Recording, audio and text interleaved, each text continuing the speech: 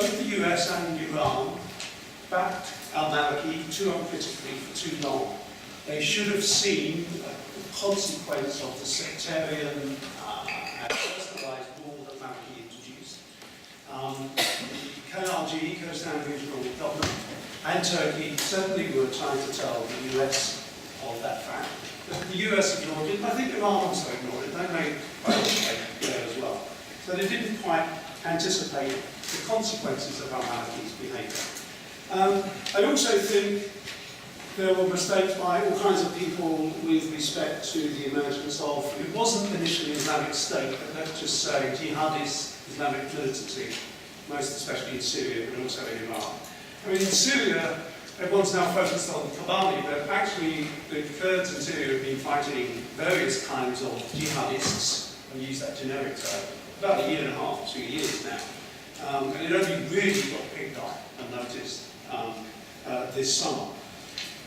What was the reaction of the US, Turkey, and KRG? A combination of ignoring it, sometimes supporting or at least turning a blind eye to some of the things that the jihadists were up to and some of the kinds of people that they were. In the case of the Kurdistan Regional Government, I would say not much brotherhood towards the Kurds of Syria, because they're the wrong kind of Kurds. It was the PYD-PKK, and I think Barzani especially took that as a reason not to offer assistance, indeed, in many ways to, I think I'd go so far as to say, hinder the Syrian Kurds. And I think that's turned out to be a mistake, because as we now know, Islamic State eventually turned up in Iraq and indeed turned on the Kurdistan Regional Government. It's only really the events of the summer, first of all, fall of Mosul, but most especially Sinjar, beheading of Americans, they've got the Americans involved. And now what the states were. Turkey, I think, has made all kinds of mistakes. I mean, at the beginning, they did understand the dangers of sectarianism, I think. And they did understand the need to support, or at least sympathise with, people other than the Maliki government in Iran. For me, one of the biggest mistakes that the Turks made was to become so fixated on the overthrow of Assad. This is quite curious, because the Turks embraced Assad not so very long ago, against the advice of just about everybody, not least again the United States.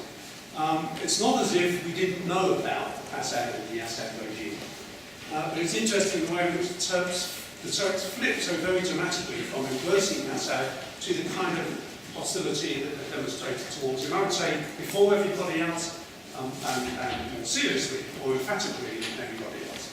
And that's still the case, and it's one of the reasons why the Turks have got themselves into a position where they seem to want the overthrow of Assad more than they want the defeat of Islamic State. They've invested so much in it. But it's rather interesting to try to explain why that's the case. I also think mistakes, this is more sort of an opinion, I suppose, verging towards an assessment, but it's an opinion. I think the Turks still struggle with the whole Kurdish issue, defined at its borders. I first got into the whole issue of the relationship between Turkey and the Kurdish question actually when the Kurdistan Regional Government emerged. And in those days, Turkey wouldn't formally deal with him at all. Barzani and Talabani were simply tribal leaders, at least Erdogan, and they would only deal directly with Baghdad. Indeed, it wasn't so long ago, and I wrote all of this up, that when the Americans initially tried to persuade the Turks to get involved in Iraq, obviously after the 2003 invasion, the Kurds of North Iraq said, and if they can't, we can fight them.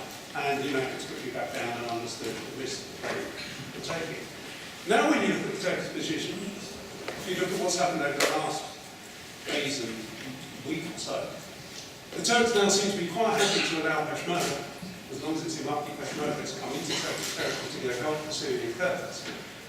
But they won't help the Syrian Kurds directly, or allow the Syrian Kurds to be reinforced, either by other Syrian Kurds or by the PKK.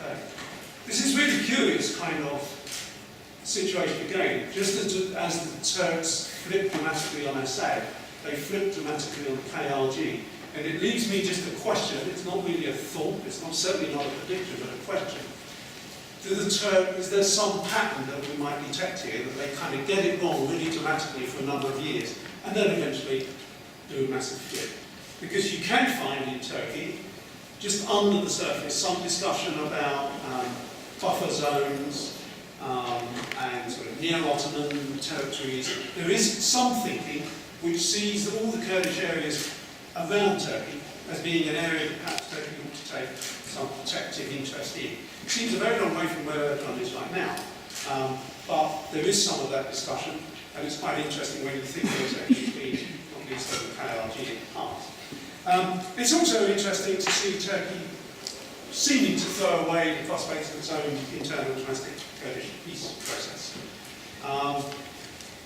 One argument I've seen over Tasman, based in Washington, made the point, and I think it's quite an interesting one, that if you assume that Erdogan is a tactician, but he only ever thinks in terms of immediate political gain, the reason he's searching for peace with the Kurds in Turkey is because that's the way in which you get the Kurds to support a more presidential constitution. And Tasman put forward the argument that, well, maybe he's now understanding that he can't really get Kurdish support inside Turkey because of the policy towards the DYP in Syria. So instead he's aiming for the nationalist support so that he can get the constitution that he wants. I don't know that I buy into that. I'm not sure that Erdogan is quite so tactical, and I'm not sure that he even needs a presidential constitution because he behaves presidentially under the present constitution.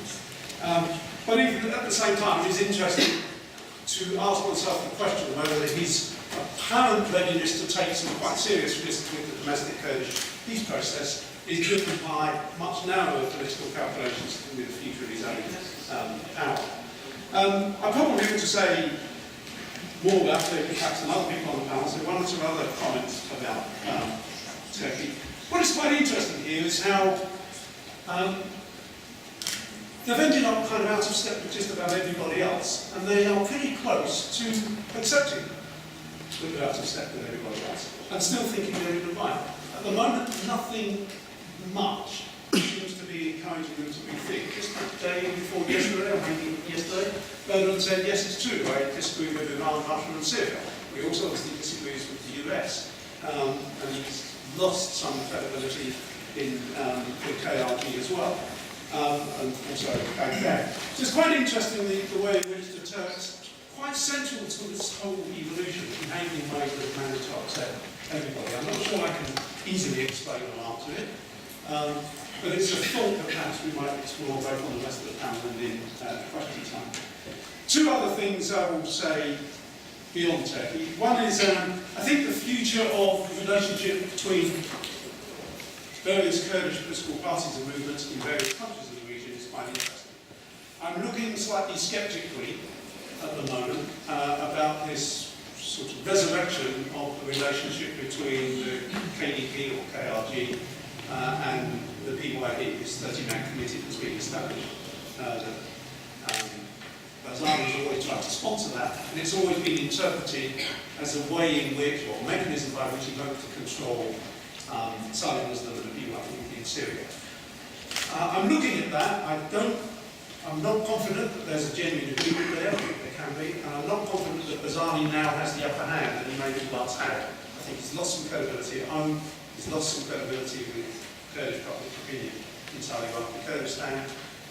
And the PYD are the kind of heroes of the fight against Islamic State. So whether I've got that quite right, I think the balance of power between Barzani, Iraqi Kurds and Syrian Kurds and PKK has shifted and not in Barzani's favour. So it's quite interesting for me to see how that relationship evolves. And then finally, Islamic State. Who are these guys? Why are they putting so much effort into the army? How comes they're seeming to fight on a dozen different fronts all at the same time? When the CIA says there's only 31,500 of them. I think this whole analysis of Islamic State is flawed. Clearly Islamic State make the videos and wear black and have the flags. But it's also clear, both in Syria and a different kind of way in Iraq, that other disaffected Sunni groups have thrown their lot in with Islamic State. So I don't think we're fighting an organisation, as Americans sometimes call it. I think we're fighting a sort of an amorphous, fluid mindset as much as a group of people whose leadership or even label could be defeated, but who will pop up in some other form. It wasn't so long ago, about a year ago in Syria, we weren't talking about Islamic State of Iceland, we were talking about the UNRUSI, and then it became ISIL, and it could become something else. So the real problem, it seems to me, is not can we defeat Islamic State, how do you defeat Islamic State? The real problem is the militancy, mainly Sunni, but let's not forget as well Shia militancy as well in the region. Those mentalities, the willingness to fight these causes, I think is the real problem. And how you defeat that, I have no idea.